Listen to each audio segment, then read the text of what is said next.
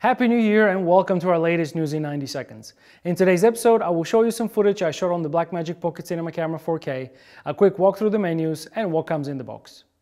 The first thing you see is this really neat welcome pack. For any of you guys that have ever had Blackmagic cameras, their packaging is really well made.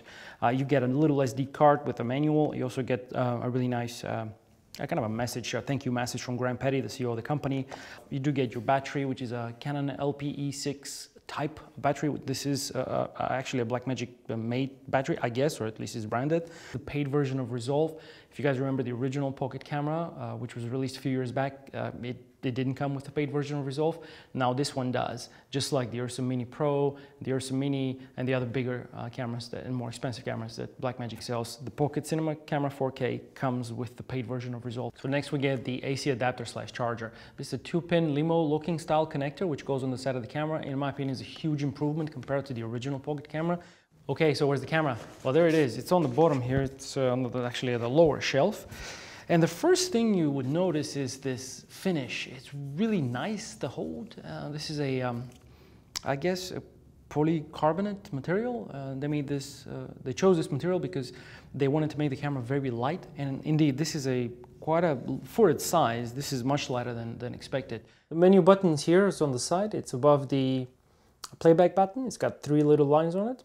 So by pressing it, we're greeted with the first kind of default section of the menu. It's the record, I guess, sub-menu.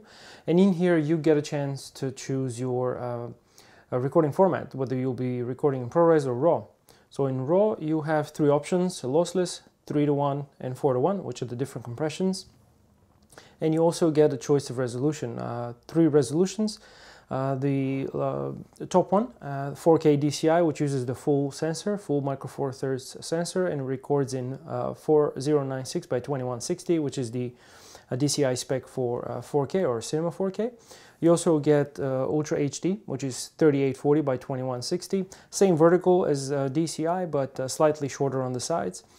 One thing to mention is there's a slight sensor crop on here, obviously because it cuts the side portions compared to 4K DCI, which uses the full chip. However, the biggest drop in terms of a crop, actually I should say, comes in Full HD, which is here.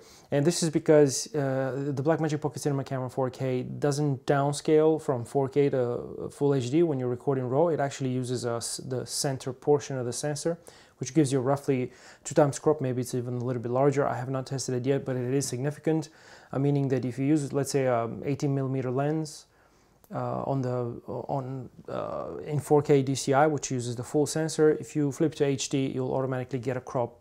It will be something like a 36 or even a 38mm. So the wide end is going to be pretty difficult if you do RAW in Full HD. So it's recommended to do it in 4K and then in post deliver your RAW.